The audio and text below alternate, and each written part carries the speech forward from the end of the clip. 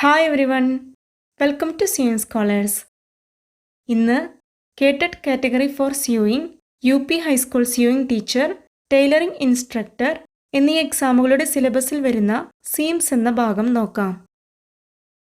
2 കഷ്ണം തുണികൾ ഒന്നിച്ചു കൂട്ടിച്ചേർക്കുന്നതിനെയാണ് സീം എന്ന് പറയുന്നത്. തുണിക്ക് അനുയോജ്യമായ രീതിയിലുള്ള സീം, സ്റ്റിച്ച്, സീം തയ്ക്കുന്നതിനാവശ്യമായ നൂല് എന്നിവ തിരഞ്ഞെടുക്കേണ്ടതാണ്. കൈകൊണ്ടും മെഷീനിലും സീംസ് തയ്ക്കുന്നു. സീമുകൾ വസ്ത്രത്തിൻ്റെ കൺസ്ട്രക്ഷന് വേണ്ടി, അതായത് നിർമ്മാണത്തിന് വേണ്ടിയാണ് ഉപയോഗിക്കുന്നതെങ്കിൽ അവയെ കൺസ്ട്രക്ഷണൽ സീംസ് എന്ന് പറയുന്നു. ഈ സീമുകൾ ഇൻകൺസ്പിക്യുവസ്, അതായത് പുറത്തേക്ക് കാണാത്ത രീതിയിലും ഫ്ലാറ്റായി പതിഞ്ഞിരിക്കുന്ന രീതിയിലുമാണ് തയ്ക്കേണ്ടത്. Side seam, under arm seam, waist line seam തുടങ്ങിയവയെല്ലാം ഇതിനുദാഹരണങ്ങളാണ്. സീമുകൾ വസ്ത്രത്തിൻ്റെ അലങ്കാരത്തിന് വേണ്ടിയാണ് തയ്ക്കുന്നതെങ്കിൽ അവയെ ഡെക്കറേറ്റീവ് സീംസ് എന്ന് പറയുന്നു. ഇവ കൺസ്പിക്യുവസ്, അതായത് പുറത്തേക്ക് കാണുന്ന രീതിയിലാണ് തയ്ക്കേണ്ടത്. പൈപ്പിഡ് സീം, കോർഡഡ് സീം, ടോപ്പ് സ്റ്റിച്ചഡ് സീമെല്ലാം ഇതിന് ഉദാഹരണങ്ങളാണ്. സീമുകൾ പല വിധത്തിൽ രൂപപ്പെടുത്തുന്നു.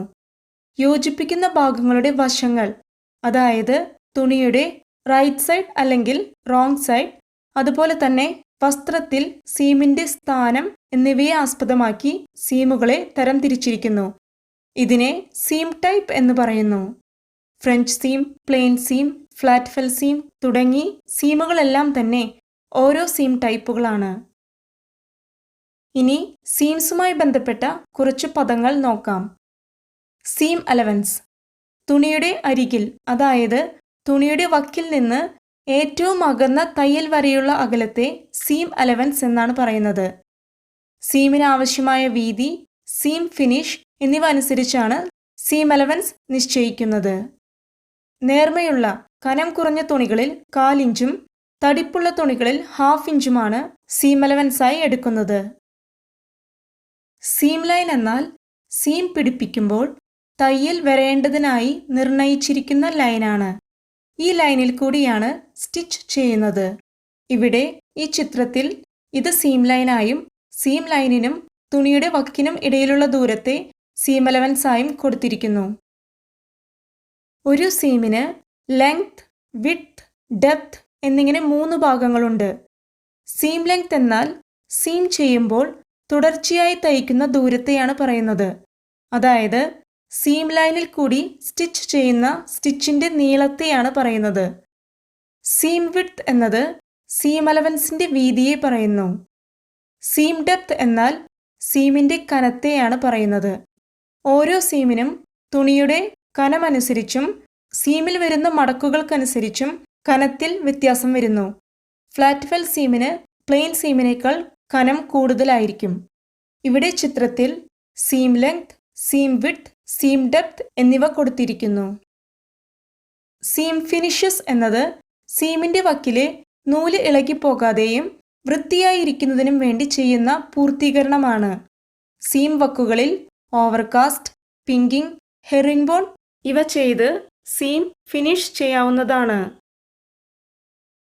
ഇനി different types of seams and seam finishes നോക്കാം. ആദ്യത്തേത് ഡ്രസ് സീം. ഇത് പ്ലെയിൻ സീം എന്നും അറിയപ്പെടുന്നു. സീമുകളിൽ വെച്ച് അടിസ്ഥാനപരമായ, ഉപയോഗിക്കാൻ എളുപ്പമുള്ളതുമായ സീമാണിത്. പ്ലെയിൻ സീമുകളുടെ നൂലുകൾ ഇളകുന്നത് തടയാൻ സീം ഫിനിഷ് ആവശ്യമാണ്. ഇവിടെ ചിത്രത്തിൽ കാണിച്ചിരിക്കുന്നത് പോലെ നല്ല വശങ്ങൾ ചേർത്ത് വെച്ച് 1/2 ഇഞ്ച് തയ്യൽ തുമ്പ് വിട്ട് സ്റ്റിച്ച് ചെയ്യുന്നു. ഈ തയ്യൽ തുമ്പ് മടക്കുന്നില്ല. ഇങ്ങനെയാണ് പ്ലെയിൻ സീം സ്റ്റിച്ച് ചെയ്യേണ്ടത്.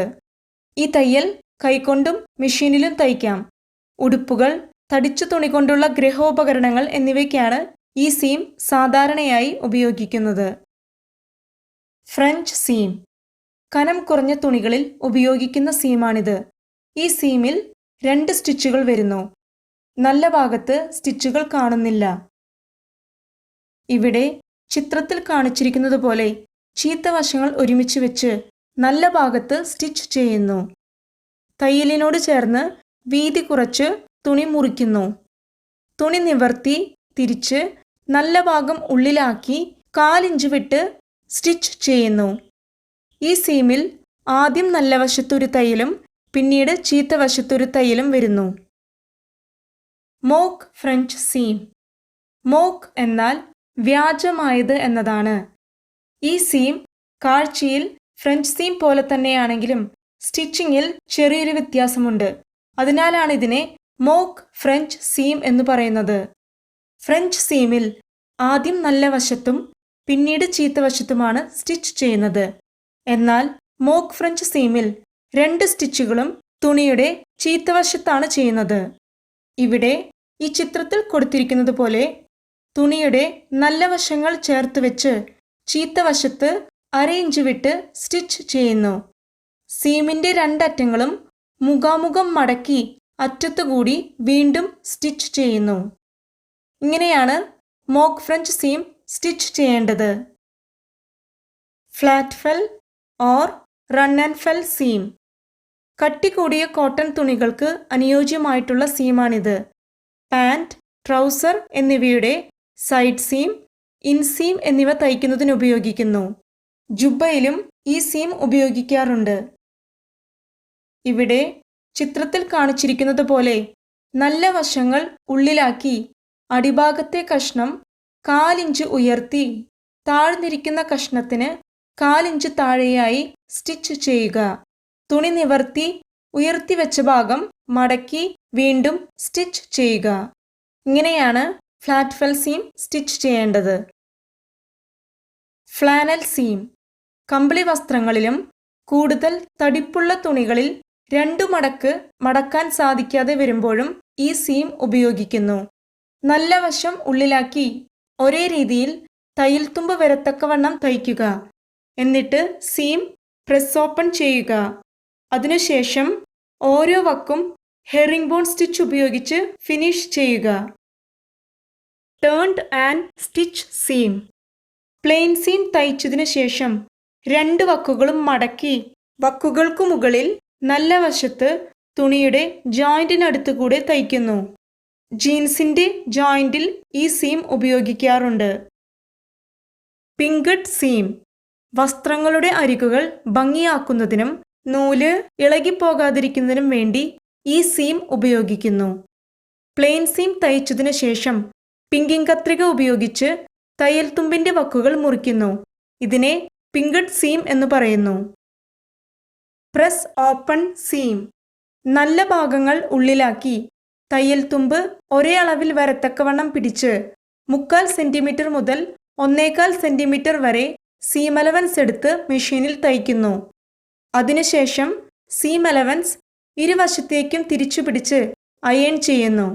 ഇത്തരത്തിൽ സീം ഓപ്പൺ ചെയ്ത് പ്രസ് ചെയ്യുന്നതിനെയാണ് പ്രസ് ഓപ്പൺ സീം എന്ന് പറയുന്നത്. Shirt makers seam. സാധാരണ ഈ തയ്യൽ ഷർട്ടുകളിലാണ് തയ്ക്കുന്നത്. നല്ല ഭാഗം ഉള്ളിലാക്കി പിടിച്ച് ഒരു കഷ്ണം 3/4 സെന്റിമീറ്റർ താഴ്ത്തി വെച്ച് ഉയർന്നിരിക്കുന്ന ഭാഗം താഴത്തെ കഷ്ണത്തിലേക്ക് മടക്കി മടക്കിന്റെ വക്കിൽ കൂടി മെഷീനിൽ തയ്ക്കുന്നു. എന്നിട്ട് തുണി നിവർത്തി പിടിച്ച് നല്ല വശത്തുകൂടെ 1/4 സെന്റിമീറ്റർ വീതിയിൽ തയ്ക്കുന്നു. മാഞ്ച്വ മേക്കേഴ്സ് സീം. ഈ തയ്യൽ റെഡിമെയ്ഡ് കടകളിലാണ് കൂടുതലായി ഉപയോഗിക്കുന്നത്.